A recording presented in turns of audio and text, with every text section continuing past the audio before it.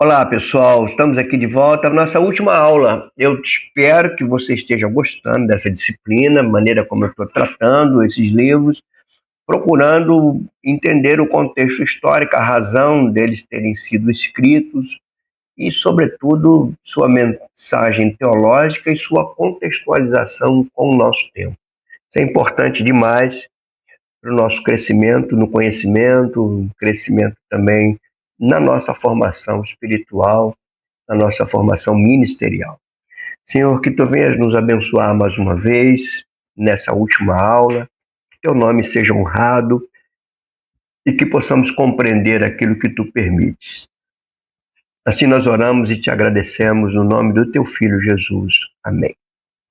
Então, o conteúdo dessa aula são profetas que atuaram no cativeiro. Você lembra que a última aula nós falamos dos últimos profetas antes do cativeiro e citamos Jeremias e Obadias, que foram profetas que viram Israel sendo levado para o cativeiro, viu o reino de Judá sendo levado para o cativeiro, tanto Jeremias quanto Obadias. Jeremias, o livro de Jeremias mostra os anúncios preventivos dele para isso, depois mostra a própria Jerusalém sendo tomada. O livro de Jeremias mostra uma carta que ele escreve para os cativos já dentro da Babilônia. E a gente vê lamentações, que são poemas sombrios de tristeza pela queda de Jerusalém. E a gente vê Obadias profetizando contra Edom, porque comemorou a derrota de Judá, a derrota do irmão dele, os filhos de Jacó. Ali eram os filhos de Jacó e os filhos de Esaú. Os filhos de Esaú comemorando as vitórias dos filhos de Jacó e Deus prometendo punir os filhos de Esaú, os edomitas. Agora a gente vai falar de dois profetas que Deus levantou lá dentro do cativeiro. Jeremias estava fora, Obadias estava fora, esses dois estavam dentro do cativeiro. São os profetas Ezequiel e Daniel. Depois, o cativeiro vai acabar, vai chegar ao seu fim, como o próprio Jeremias anunciou.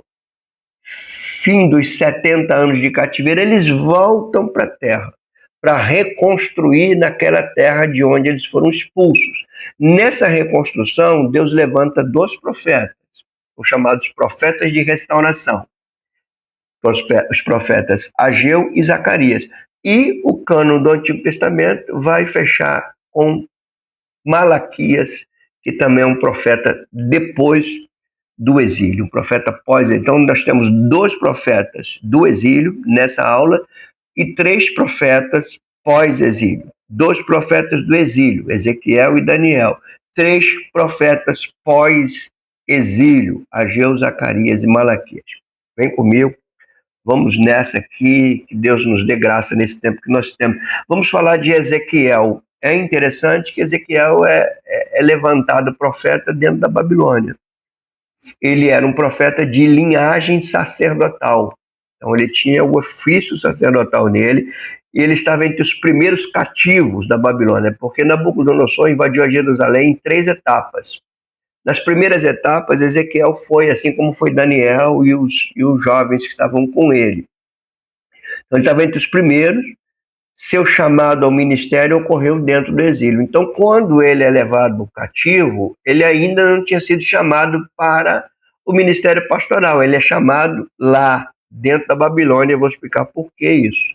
Sua profecia foi formulada em meio às pessoas que foram deportadas para a Babilônia, para as terras estranhas. Tinha uma casa lá.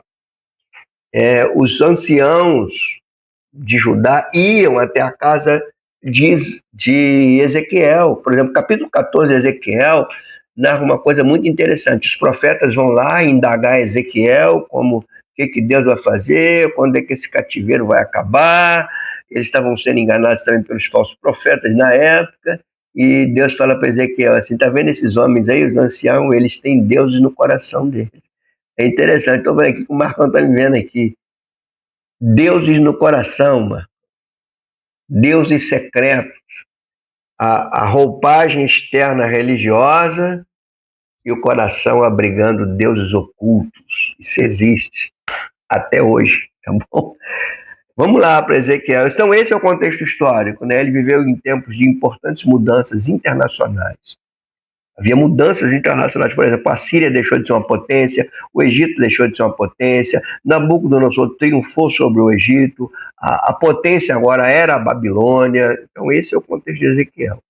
Ministrou a geração da sua época, uma geração, como eu tenho falado aqui, extremamente pecaminosa, completamente sem esperança, e ele está registrando a sua profecia para esse povo. O ministério dele é por meio desse ministério profético. Ele tinha como objetivo levantar esses irmãos dele, o patrício deles, ao arrependimento, e ele convocava um arrependimento imediato e a confiança num futuro ainda que distante. Ele prega arrependimento para o povo que está lá na Babilônia, porque o povo estava lá na Babilônia e ainda não estava arrependido, pelo contrário, estavam iludidos pelos falsos profetas, dizendo, a gente vai voltar para Jerusalém porque o templo está erguido, a glória do Senhor está lá. Se a glória do Senhor está lá, nós vamos voltar para lá, porque o nosso Deus é mais poderoso do que todos. Só que eles não sabiam que a glória do Senhor pode estar em qualquer lugar. E Deus mostra a Ezequiel a glória saindo do templo. E explica por quê. Por causa da idolatria que tinha dentro do templo. No culto a Deus havia idolatria. Deuses estranhos eram cultuados no lugar do Deus de Israel. A glória sai do templo e, por mais estranho que poderia parecer para esses, a glória se revela na Babilônia. Deus revela a glória dele a Ezequiel dentro da Babilônia, dentro de uma nação idólatra, mostrando como é que Deus ele não cabe encaixotado na nossa mente, ele é para além de tudo aquilo que a gente imagina, né? Então esse ministério é fundamental demais. Qual é a mensagem de Ezequiel? Ele traz predições, né, de punições futuras para Judá. E ele está profetizando punição para o povo que ainda estava lá em Jerusalém.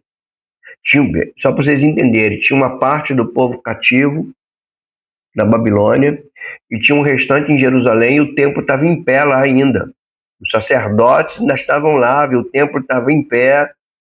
E o fato do templo estar em pé lá em Jerusalém trazia uma falsa esperança anunciada pelos falsos profetas àqueles que estavam cativos na Babilônia. A ideia era o quê? O que esses profetas anunciaram? A Babilônia vai cair. Nós vamos voltar para lá porque a glória do Senhor está lá e o nosso Deus é poderoso. Ezequiel é levantado para profetizar, para anunciar esses que estão na Babilônia a se arrependerem, não acreditarem nessas falsas mensagens dos falsos profetas, porque o templo que ele se orgulhava de estar em pé e de se orgulharem que a glória estava aquele templo, Deus mostrou a ele que ia ser destruído, que a glória não está mais lá, então arrependam-se aqui. É o que diz Ezequiel. Depois, ele vai mostrar um novo templo, um templo espiritual, e você vai ver no capítulo 47. Ele vai mostrar também que esse povo cativo, que é comparado a um vale de ossos muito secos, seria restaurado, tornando-se um grande exército poderoso. São profecias que têm cumprimento no retorno do povo de Judá para Jerusalém e tem um cumprimento escatológico, quando o Senhor Jesus voltar, quando haverá a nova Jerusalém, novos céus, nova terra. Por isso que o livro de Ezequiel ele está repleto de literatura apocalíptica. A literatura apocalíptica é marcada pelos símbolos, por objetos estranhos, animais estranhos. Você vai ver tudo isso aqui em Ezequiel, como você vai ver também daqui a pouco no livro de Zacarias. Então tem essas predições. A profecia de Ezequiel é marcada por visões e por ações simbólicas, por ser uma literatura apocalíptica. Sua mensagem é marcada pelo milagre da restauração, sobretudo em dois aspectos que a gente precisa entender. Que aspectos Ezequiel trazia para falar de restauração. A restauração do templo, como eu falei para vocês, e a restauração do povo. A restauração do povo está retratada em Ezequiel 37, no Vale dos Ossos Secos, e a restauração do templo está retratada de forma simbólica e apocalíptica em Isaías 47, né, que há medidas enormes de um templo escatológico que Ezequiel mostra. Então, o capítulo 37 e o capítulo 47 são fundamentais para ele mostrar de forma profética e apocalíptica a restauração de um povo que eles pensavam equivocadamente que seria naquele momento e que seria do jeito que eles achavam, e a restauração de um templo, porque aquele lá que eles se gabavam de estar em pé seria destruído. Ezequiel mostra isso para os cativos da Babilônia. Então, esse é o livro de Ezequiel. Então, mensagens de arrependimento para o povo que está ali, mensagem de que a glória do Senhor não se restringe a um local, para eles não se jactanciarem da glória que está no templo em Jerusalém, porque a glória se revelou às margens do rio Quedara, onde ele morava, onde Ezequiel morava. Então, a glória que estava lá se manifestou ao profeta dentro da nação idólatra de Babilônia, e ali ele fala para os cativos se arrependerem, crerem na mensagem do verdadeiro profeta, como Jeremias já havia falado, e aponta para Jerusalém, diz: não se orgulhem, não coloquem sua esperança em Jerusalém, porque Jerusalém vai ser destruída, o templo vai ser destruído, porque a glória saiu de lá. Se vocês querem ver lágrimas descer dos olhos, leia o capítulo 8 de Ezequiel, porque é como se Deus falasse para ele assim: Ezequiel, deixa eu tentar parafrasear para vocês entenderem, como se Deus falasse assim: Ezequiel, você está nesse cativeiro babilônico, tem um povo que está aqui iludido, achando que vai voltar, porque o templo está em pé. Eu vou mostrar para você por que esse povo veio para cá. Eu vou mostrar para você aquilo que talvez você não percebia. Vem comigo. Aí ele leva Ezequiel em visões para o templo, capítulo 8. Chega lá no templo e ele fala assim: tá vendo essa parede aí? Tá vendo o buraco que tem nessa parede aí, Ezequiel? Põe teus olhos nesse buraco aí, vê o que está acontecendo lá dentro do templo. E ali as lágrimas descem. O templo era profanado, mulheres adorando a outros deuses, homens, sacerdócio corrompido. Impressionante o capítulo 8, como se Deus pegasse para nós agora e falasse: eu quero mostrar para vocês o que está acontecendo dentro da igreja, e nos mostrasse homens corruptos, evangelho distorcido, mensagens de autoajuda, pessoas se enriquecendo com a fé, pessoas explorando o outro, fazendo objetos de deuses, idolatrias, homens sendo venerados, falsa ilusão, mais ou menos isso. Leia o capítulo 8. Depois, para você ver que Deus não desiste do seu povo, leia o capítulo 37, leia o capítulo 47, Deus restaurando um povo, Deus restaurando um templo. Maravilhoso demais, irmãos. Bom, junto com Ezequiel tinha Daniel no cativeiro babilônico, com ministérios distintos, por assim dizer. O livro de Daniel, ele tem uma parte narrativa, capítulo 1 até o capítulo 6, e uma parte bem profética, capítulo 7 até o 12. Então, o capítulo 1 até o 6, ele vai trazer narrativas históricas daquele tempo de cativeiro babilônico. Você vai ver depois a Babilônia caindo para o reino da Pérsia. Isso nos 6 primeiros capítulos de Daniel.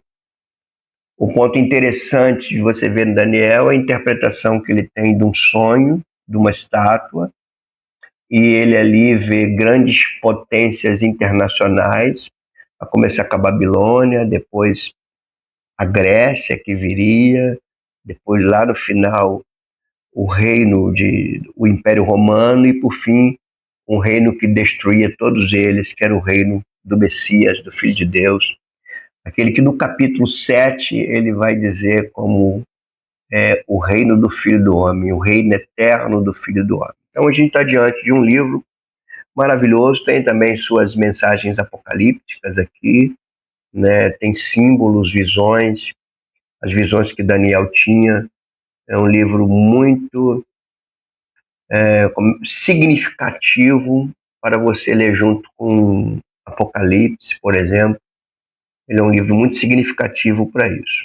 Então, Daniel, ele era um dos jovens, nobre, sábio, ele estava entre os sábios, era nobre, estava dentro da nobreza, e fez parte do primeiro grupo que Nabucodonosor era esperto, né? Na primeira invasão de Jerusalém, ele pegou a nata, pegou o melhor, o que tinha de melhor de sábio, o povo envolvido com a ciência, com a sabedoria, com a inteligência, com a nobreza, ele levou. A ideia dele era pegar essa nata superior para tornar a Babilônia uma potência ainda maior. Então, dentre esses que ele levou, Daniel, por exemplo, ele foi erguido dentro da Babilônia como o segundo poderoso, só perdeu para Nabucodonosor, na Babilônia. Assim como foi José com Faraó. Deus faz isso agora na Babilônia. Daniel foi uma espécie de governador, o homem de confiança de Nabucodonosor, ele que tomava conta dos negócios em todo o território do Império Babilônico. Você vê a grandeza disso, né? Daniel é muito interessante também você ler e estudar, porque ele nos ensina como viver cativo sem perder a referência de fé. O que é viver dentro de uma cultura que não é cristã, sem deixar de ser cristão. Esse livro nos ensina isso. Eu acho ele precioso demais, porque hoje nós estamos num cativeiro cultural. A sociedade não é mais cristã, a sociedade é anticristã, é pós-cristã. Então nós estamos vivendo com novos hábitos, nova cultura, e nós estamos cativos nisso tudo. Então o livro de Daniel vai nos ensinar a viver de forma fiel num ambiente que não é cristão. Daniel manteve sua fé na aliança diante de uma cultura que não tinha nada a ver com sua fé. Ele manteve a sua fé monoteísta num só único Deus, no meio de uma cultura politeísta de muitos deuses. Então ele era um desses jovens. Ele serviu no palácio real de Nabucodonosor, sabe lá o que é isso? E outros líderes, porque ele profetizou a queda da Babilônia, quando ele interpretou as palavras escritas por uma mão. Ele diz: hoje mesmo esse reino vai cair. Quando Daniel profetiza isso, a Pérsia já tinha cercado a Babilônia e tomou aquele império. Então a gente tem aí o Império da Babilônia, o Império Persa perde para o Império Grego, o Império Grego vai se dividir em 4 e depois o Império Romano vai tomar tudo isso. Você vê tudo isso no livro de Daniel, o que mostra como Deus governa sobre a história, como Deus governa sobre as nações. Então, provavelmente no ano 530, né? Ou seja, poucos anos depois de Ciro o Grande conquistar a Babilônia, esse livro talvez tenha chegado ao seu fim, o seu conteúdo tenha sido finalizado. Essa maravilha de livro que nós temos aí. Que mensagem ele tem? O livro de Daniel é formado por duas partes. Como eu disse, a primeira parte é essencialmente narrativa. Narra ali o que aconteceu, aqueles primeiros judeus ali, as provas que eles tiveram a enfrentar. A gente vê ali a fornalha ardente, a gente vê ainda na primeira parte Daniel na cova dos leões, a gente vê a interpretação das palavras escritas por uma mão, a queda da Babilônia para a Pérsia, tudo isso nos 6 primeiros capítulos, que são narrativas. A segunda parte, do capítulo 7 até o 12, compõe uma série de visões simbólicas, descritas com linguagem apocalíptica. Lembrando, linguagem Apocalipse, você vê em Ezequiel, você vê em Daniel, você vê em Zacarias, você vê em Apocalipse. São linguagem marcada por símbolos. E essas linguagens, então, vão se ampliando, desenvolvem, trazem noções, né, que já eram esboçadas na primeira lição, na primeira sessão. Na primeira sessão, como eu disse, é de narrativa, ele vai interpretar o sonho de Nabucodonosor. Essa segunda parte, você vai ver essa interpretação se ampliando. E você vai ver como Deus está governando as nações. E aí, uma dica para você. O livro de Daniel nos mostra como Deus está preparando o mundo para a vinda de Jesus Cristo.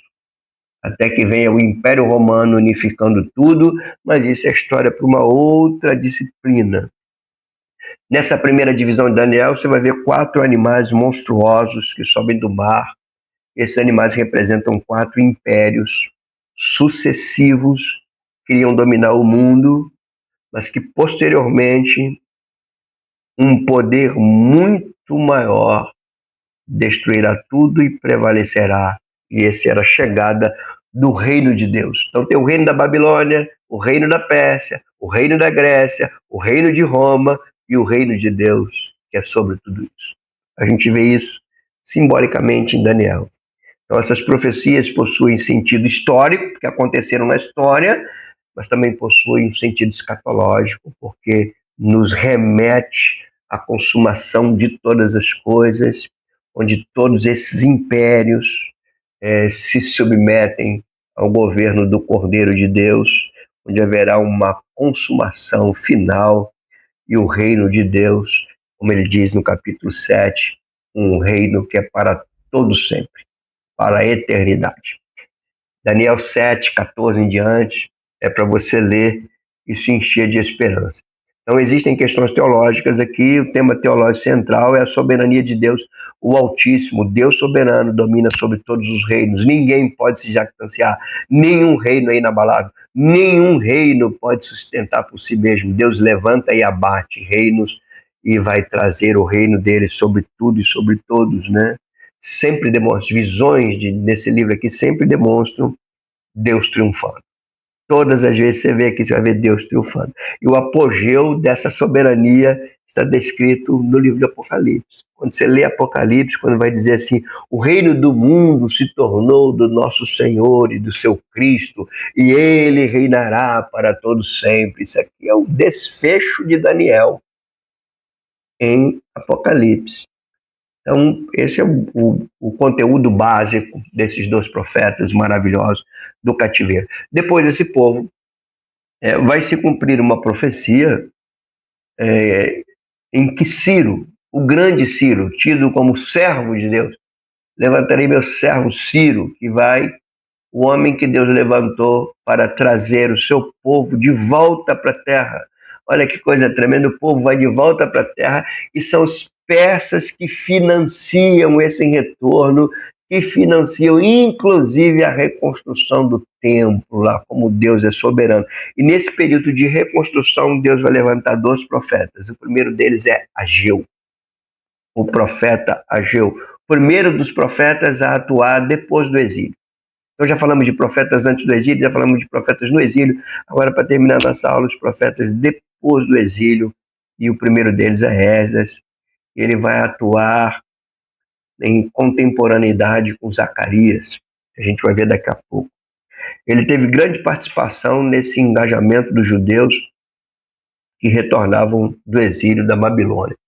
Deixa eu contextualizar para vocês. Eles entraram, primeiro eles foram com Zorobabel para a Babilônia. O objetivo, a missão era a reconstrução do templo, e eles começam com a reconstrução do altar. Maravilhoso demais isso, né? O templo começa pelo altar, e ali eles sofrem oposições dos samaritanos. Os samaritanos, como eu disse, é aquele povo misto do Reino do Norte, que foi levado, que foi tomado pela Síria. Agora, aqueles povos se misturaram, e dali virou a região da Idumeia, se eu não me engano, depois, da onde veio os idumeus, de onde Herodes descende, tudo dessa época aí. Então, esse contexto histórico É importante para entender Ageu, porque os samaritanos e todo aquele povo faz oposição contra a reconstrução do templo, contra a reconstrução da cidade.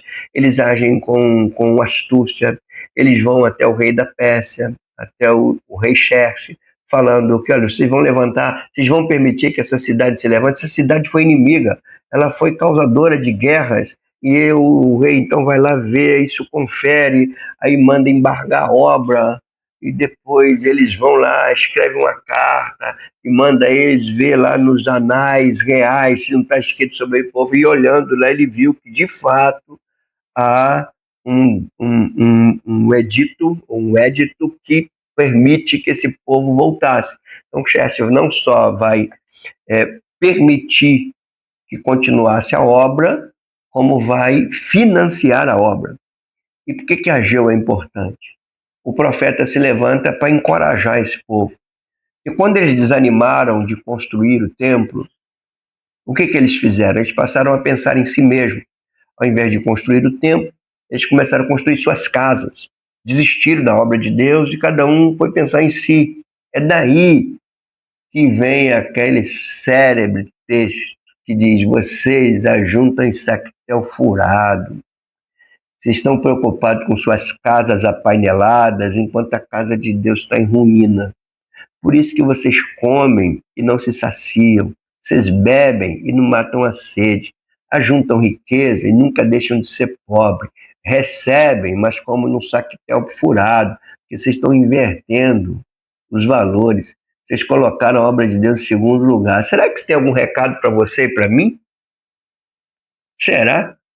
Será que nesses dias nós não estamos usando o nome de Deus para pensar mais em nós mesmos?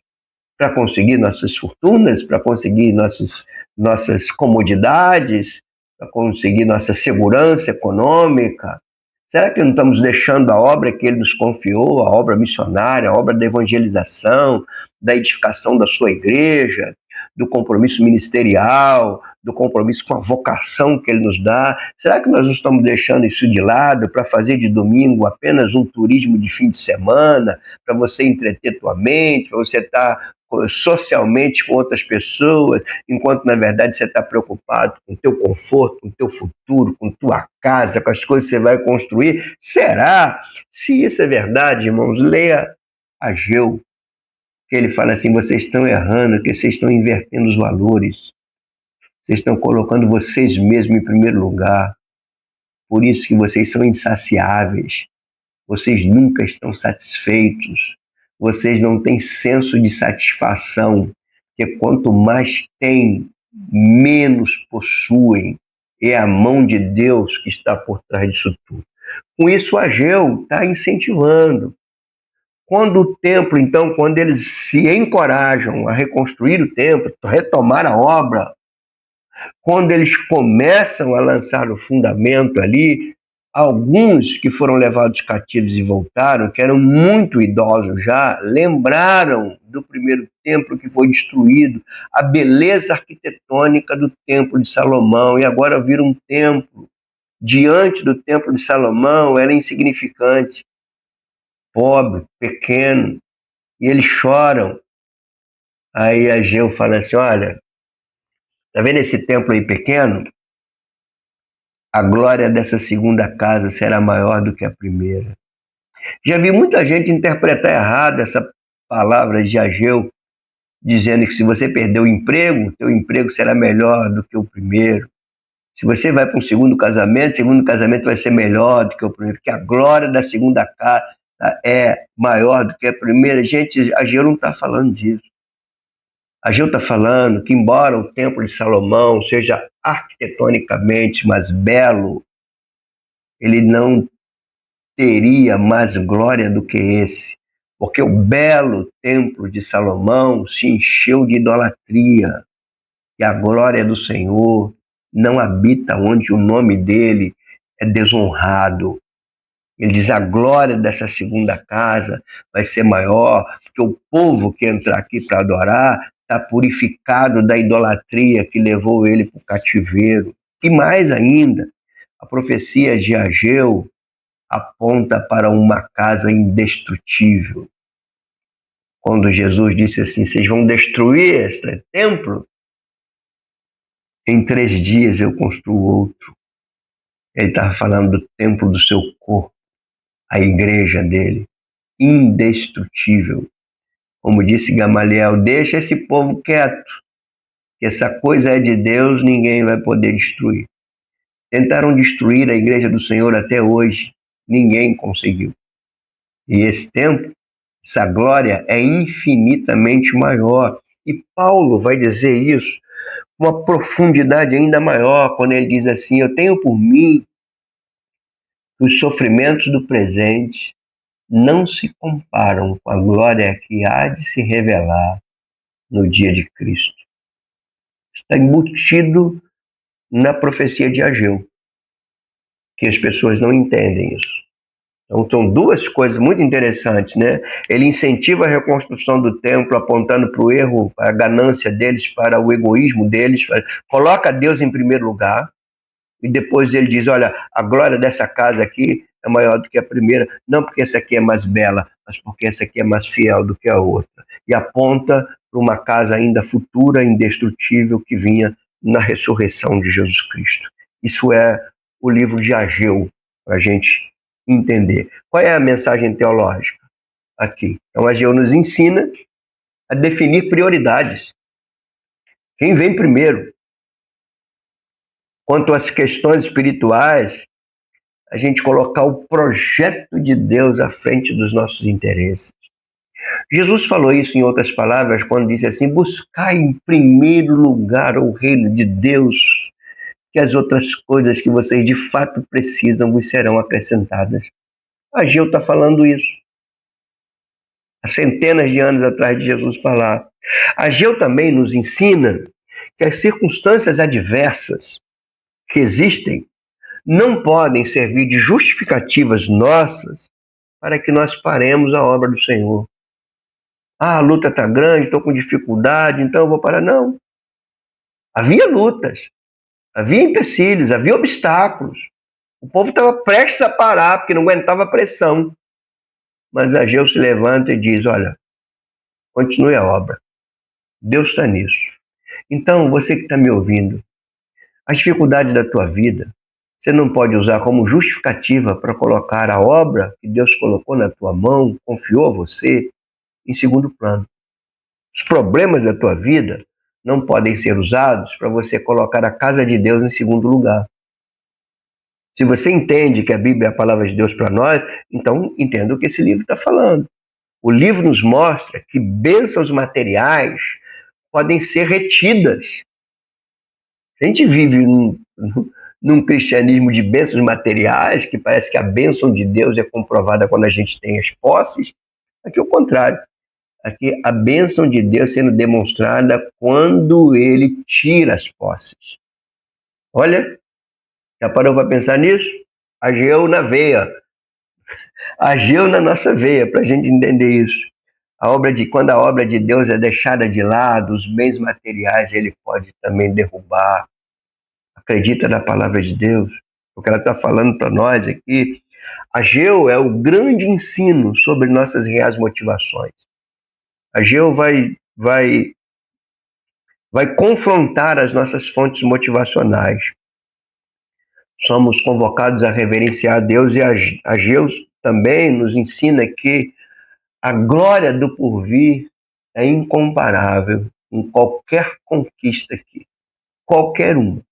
A glória do porvir não se compara aos maiores tesouros desse mundo.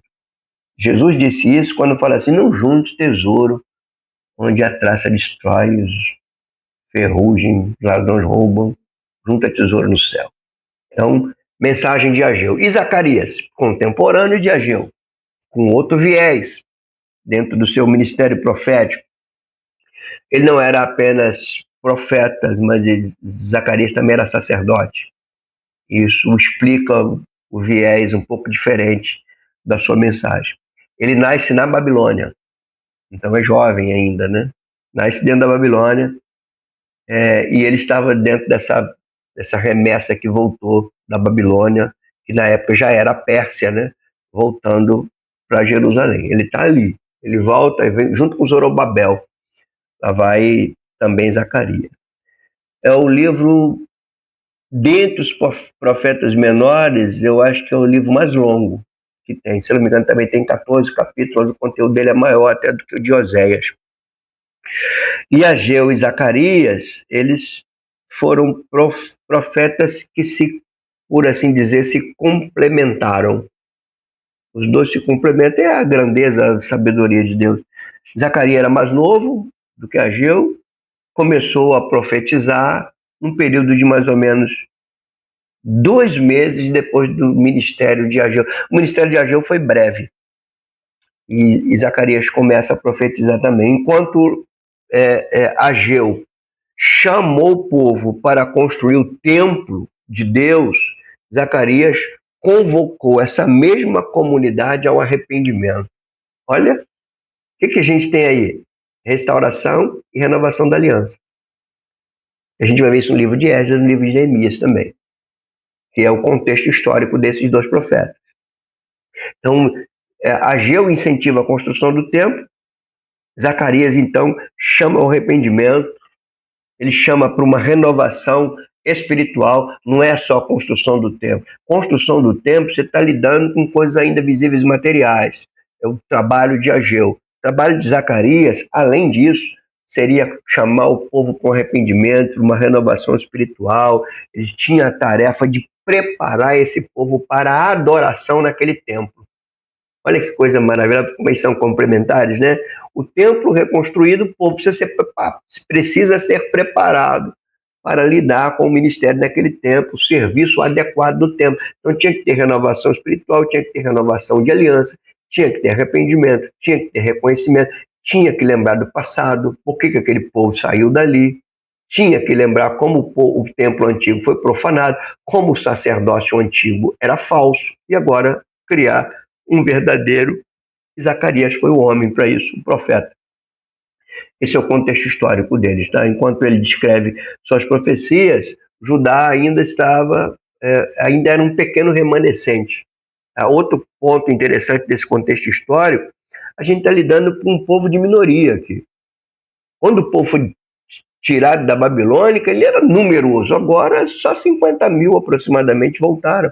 Era apenas um remanescente. Era o que restava mesmo. Mas é desse remanescente que a gente vê a descendência de Jesus. Aqui, esse remanescente. É coisa maravilhosa demais para nós. O contexto de sua profecia, assim como a profecia de Ageu, foi o reinado de Dario I, que era o rei da Pérsia na época. Então o império não era mais babilônico, o império era persa. Esse é o contexto histórico, basicamente, desse livro, juntamente com o livro de Ageu. Agora, vamos atentar um pouquinho para as mensagens teológicas que ele traz. Ou seja, alguns domingos aí passados, um domingo anterior à Páscoa, a Páscoa, se eu não me engano, foi dia 20 de abril. No dia 13 de abril se comemorou a entrada triunfal de Jesus. Você lembra o que Jesus faz nessa entrada triunfal? Ele pega um jumentinho. Ele entra montado em um jumento. Sabe por que ele faz isso? Para cumprir Zacarias 9:9.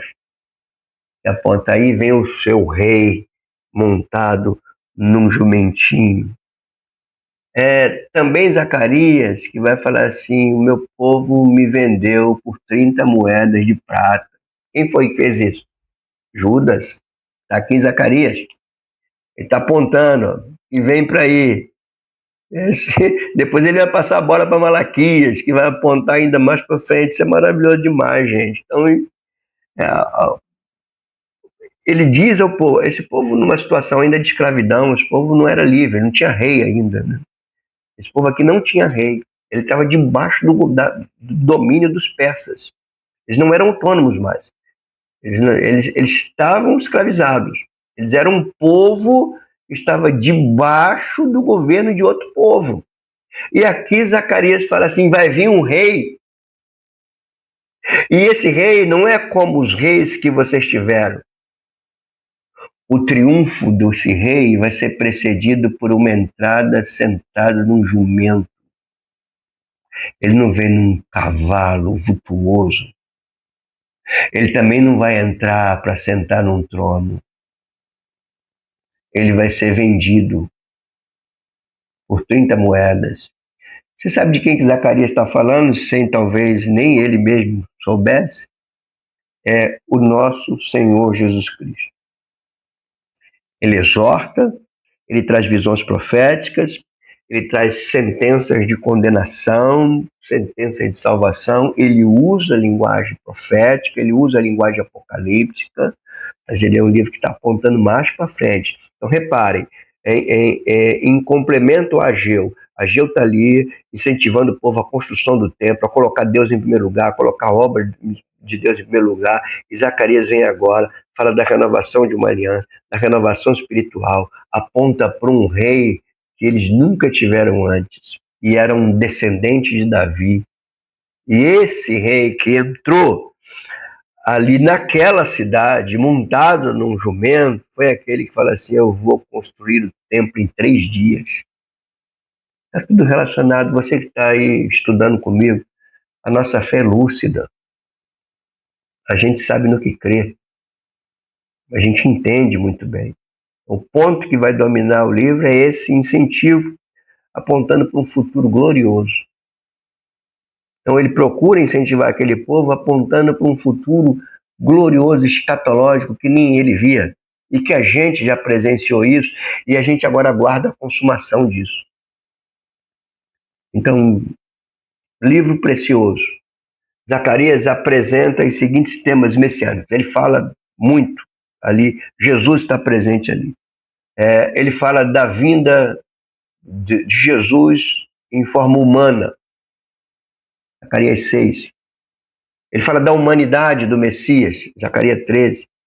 Ele fala da rejeição, da traição, da venda dele por 30 moedas, no capítulo 11. Ele vai falar da morte dele, no capítulo 13. Do sacerdócio dele, no capítulo 6. Então, vocês olham lá isso. Da condição desse rei, vai falar também no livro. Da vinda dele em glória, capítulo 14 de Zacarias. A vinda em glória do Filho de Deus. Ele vai falar de paz e prosperidades eternas, perpétuas, que serão estabelecidas por esse rei. Isso no capítulo 3, no capítulo 9. Maravilhoso o livro. Ok? Esse é o livro de Zacarias. E agora a gente vai fechar o cano. Um tempo depois de Ageu e Zacarias, a pergunta que a gente vai fazer agora. Presta atenção no que esse professor está te falando. Ageu incentiva a reconstrução do templo, colocar Deus em primeiro lugar, botar a mão no arado, colocar seus interesses em segundo plano, condenou o pecado do egoísmo. Zacarias vem e complementa, fala de renovação espiritual, fala de renovação de aliança, fala de arrependimento, fala de um rei que virá. A pergunta que a gente faz é: esse povo que vivenciou isso tudo, como ele estava um tempo depois? Quem nos responde isso é o livro de Malaquias. O livro de Malaquias vai nos mostrar como esse povo estava e qual era a esperança que estava por vir. Vem comigo para terminar essa aula. Infelizmente, a gente vai ter que terminar, tá, gente? Quando a gente lê o livro de Neemias, a gente pode dizer assim que, cronologicamente, a história do Antigo Testamento é finalizada no livro de Neemias. E a história do tempo profético é finalizada com Malaquias. Para vocês entenderem melhor. É o último livro, como eu disse, que fecha o cânon, suporta-me aqui nas minhas conjecturas. O livro de Malaquias fecha o cânon do Antigo Testamento e pavimenta o caminho para o início do Novo Testamento. Ele termina apontando, vem alguém aí. Malaquias 3,18, por exemplo. Então vereis outra vez entre a diferença entre o justo e o injusto, daquele que serve a Deus e daquele que não serve a Deus. Está apontando para o futuro. Malaquias 4, ele fala assim: e te enviarei o profeta Elias, e ele converterá o coração dos pais aos filhos, e o coração dos filhos aos pais, antes que eu venha ferir a terra com maldição. se referindo a João Batista, que anuncia, que abre o caminho para aquele que veio montado no jumentinho. Olha as conexões, irmão. Olha que maravilha você estudar esses livros, você entender esses livros, né?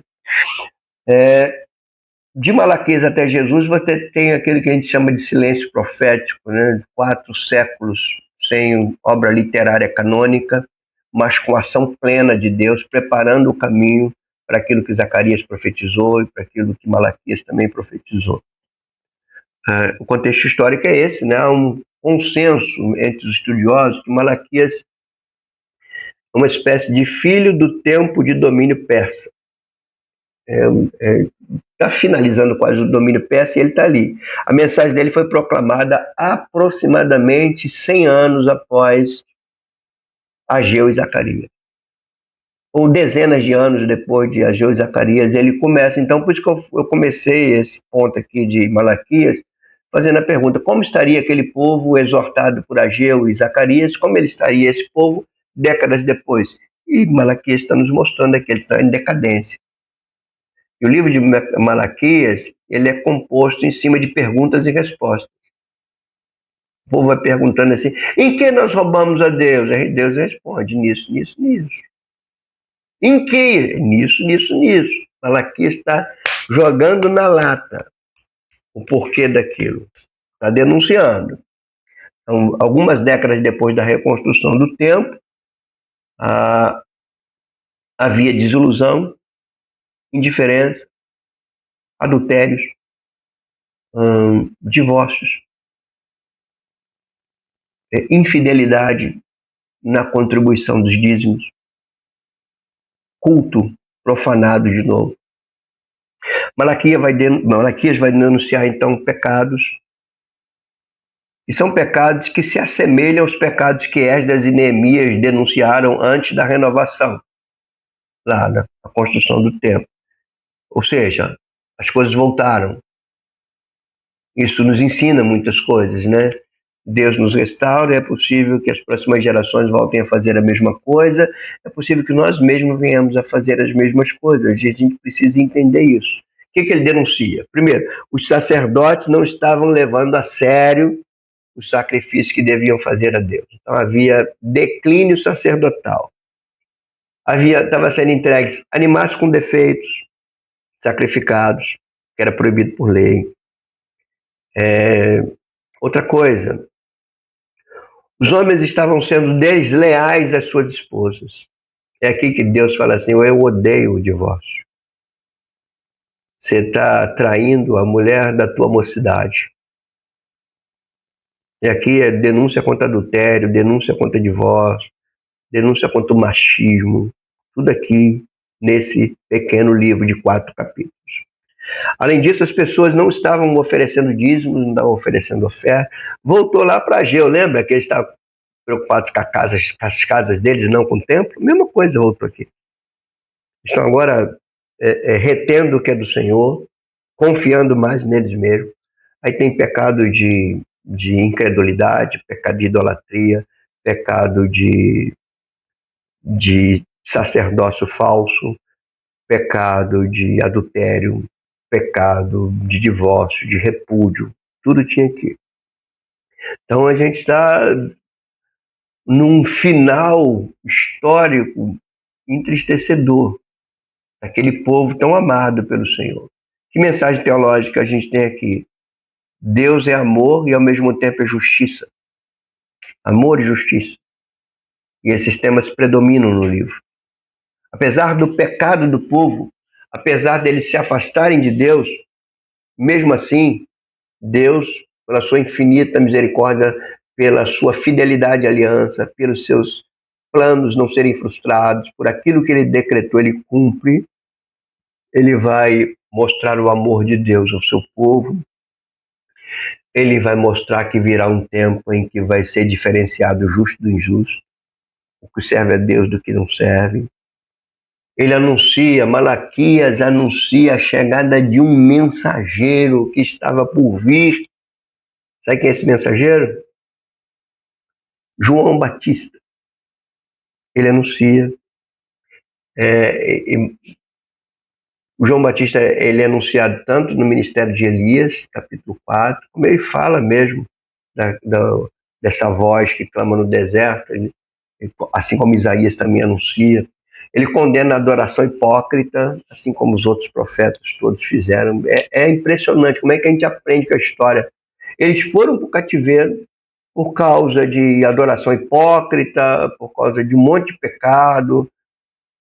Foram restaurados para lá e agora estão fazendo a mesma coisa de novo. Só não estão fazendo idolatria.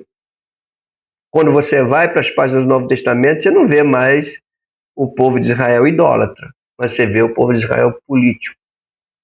Você vai ver o povo de Israel vivendo para si mesmo. Você vai ver os sumos sacerdotes profanando o ofício.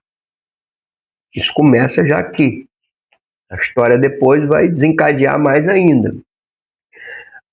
Ele vai falar da distinção, como eu disse, entre o justo e o injusto, algo que ele vai deixar claro no capítulo 3. Tem que haver uma diferenciação entre o justo e o injusto, entre o que serve a Deus e o que não serve. Quando você lê esse Malaquias 3,18, que conclusão você chega? Naquele tempo de Malaquias, não havia nenhuma diferença entre o povo de Deus e o povo ímpio. Irmãos, será que isso diz alguma coisa para nós hoje? O que vocês acham? Pensa, reflita, estude, porque aqui não havia. Os mesmos pecados de lá eram os pecados do povo de Deus, o mesmo comportamento. Malaquias também ele vai colocar como prioridade a preservação da palavra, como todos os outros profetas. E ele vai também destacar a necessidade daqueles que proclamam a palavra serem fiéis à palavra quando proclamam. Malaquias vai falar isso. E o tema predominante desse livro, desse profeta, é o relacionamento entre o povo de Israel e a aliança que Deus estabeleceu com ele. Por isso que Jesus é mediador de uma nova aliança. Irmãos, chegamos ao fim de uma disciplina, caminhamos aqui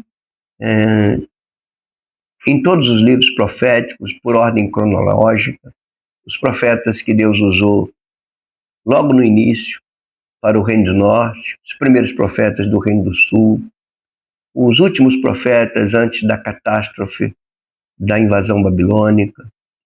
A gente viu a invasão babilônica, a gente viu o lamento de Jeremias, a gente viu os profetas dentro da Babilônia e da Pérsia, Ezequiel, Daniel, mostrando que Deus governa sobre tudo.